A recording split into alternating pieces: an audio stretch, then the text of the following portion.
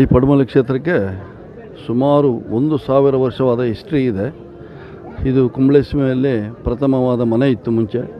ಇಲ್ಲಿ ಅರಸು ರಾಜ ಎಲ್ಲ ಮನೆ ಅರಸುಗಳದ್ದು ಮತ್ತು ಪಿಲಿಭೂತದ ಚಾವಡಿ, ಹಳೆ ಚಾವಡಿ ಮತ್ತು ಉಳ್ಳಾಗಲ ಹಳೆ ಚಾವಡಿ, ಉಳ್ಳಾಗಲು ಬಂದು ಘಟ್ಟದ ಮೇಲೆಯಿಂದ ಬಂದು ಈ ಪಡುಮಲೆಯಲ್ಲೇ ಇಳಿದು ಈ ರಾಜನನ್ನು ಮತ್ತು ಇಲ್ಲಿ ನೆಲೆ ಊರಿದ್ದಾರೆ ಅಂತ ತುಂಬ ಹಿಸ್ಟ್ರಿ ಎಲ್ಲ ಇದೆ. ಮತ್ತು ಕೋಟಿ ಚೆನ್ನಯ್ಯರು ಕೂಡ ಇಲ್ಲೇ ಒಂದು ಅರ್ಧ ಕಿಲೋಮೀಟರಲ್ಲಿ ಇಲ್ಲಿ ಹುಟ್ಟಿದ ಜಾಗ ಅದು. ಮತ್ತು ಎದುರುಗಡೆ ಕಂಬಳ ಗದ್ದೆ ಇದೆಲ್ಲ ಇದೆ. ಮತ್ತು ವರ್ಷಂಪ್ರತಿ ಇದು ಜಾತ್ರೆ ಆಗ್ತಾ ಇದೆ. ಇಲ್ಲಿ ಕಿನ್ನಿಮಾನಿ, ಪೂಮಾನಿ ಮತ್ತು ಮಲರಾಯ ಮತ್ತು ವ್ಯಾಘ್ರ ಚಾಮುಂಡಿ ಜಾತ್ರೆ.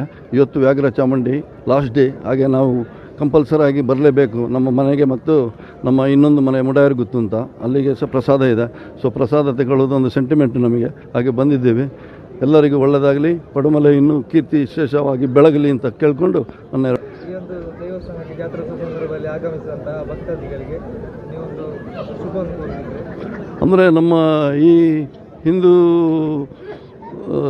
ಜಾತ್ರೆಗಳಾಗುವ ಈ ಜಾಗ ಇದೆಲ್ಲ ನಮ್ಮ ಪುರಾತನ ನಮ್ಮ ಸಂಸ್ಕೃತಿ, ಇದು ನಮ್ಮ ಆಚಾರ ವಿಚಾರ ಎಲ್ಲ ಇದರಲ್ಲೇ ಇದೆ.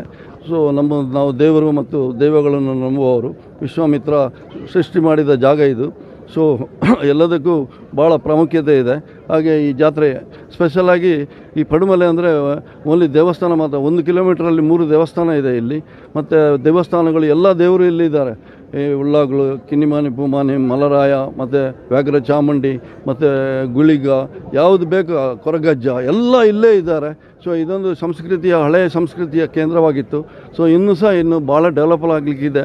ತುಂಬ ಎಲ್ಲ ಕಾನೂನು, ಈ LRYT ಕಾನೂನಿಂದ ಎಲ್ಲ ಅಲ್ಲಿ ಭೂತಸ್ಥಾನ ಅದೆಲ್ಲ ಅಲ್ಲಿ ಆಗಿತ್ತು. ಈಗೆಲ್ಲ ಸರಿಯಾಗ್ತಾ ಬಂತು. ಇಲ್ಲಿ ಒಳ್ಳೆ ನಾಗಕ್ಷೇತ್ರ ಇದೆ. ಕೋಟಿ ಚೆನ್ನಯ್ಯರದು ನಾಗಕ್ಷೇತ್ರ ಸಹ ಇಲ್ಲಿ ಇದೆ. ಕುತ್ಯಾಳ ಭಾವಿಷ್ಣು ದೇವಸ್ಥಾನ ಮತ್ತು ಕುಬೇಶಾಸ್ತಾತು ದೇವಸ್ಥಾನ, ಪಂಚಲಿಂಗೇಶ್ವರ ದೇವಸ್ಥಾನ ಎಲ್ಲ ಹತ್ತಿರ ಇದೆ. ಹಾಗೆ ಇಲ್ಲಿ ಹನುಮಗಿರಿ, ಗೆಜ್ಜೆಗಿರಿ ಎಲ್ಲ ಇದೆಲ್ಲ ಕೇವಲ ಒಂದು 5 ಕಿಲೋಮೀಟ್ರಲ್ಲಿ ಎಲ್ಲ ಬರ್ತದೆ. ಸೊ ಡೆಫಿನೆಟ್ಲಿ ಇದೊಂದು ಈಗಲ್ಲ, ಇನ್ನು ಮುಂದೆ ಕೂಡ ಒಳ್ಳೆಯ ಸಂಸ್ಕೃತಿ ಕೇಂದ್ರ ಆಗುತ್ತೆ. ಮತ್ತು ಇವತ್ತು ಇಲ್ಲಿ ಜನ ಎಲ್ಲ ಭಾಳ ಸೇರಿದ್ದಾರೆ. ವ್ಯಾಘ್ರ ಚಾಮುಂಡಿಯ ಒಂದು ಪ್ರಸಾದ ಭಾಳ ಸೆಂಟಿಮೆಂಟ್ ಎಲ್ಲರಿಗೂ. ಇಲ್ಲಿ ಬಂದು ಒಂದು ಪ್ರಸಾದ ತಗೊಳ್ಳಿಲ್ಲ, ಕೋಳಿ ಒಂದು ಕೊಟ್ಟು ಅವರವರ ಹರಕೆಯನ್ನು ತೀರಿಸ್ಕೊಂಡು ಹೋಗ್ತಾರೆ.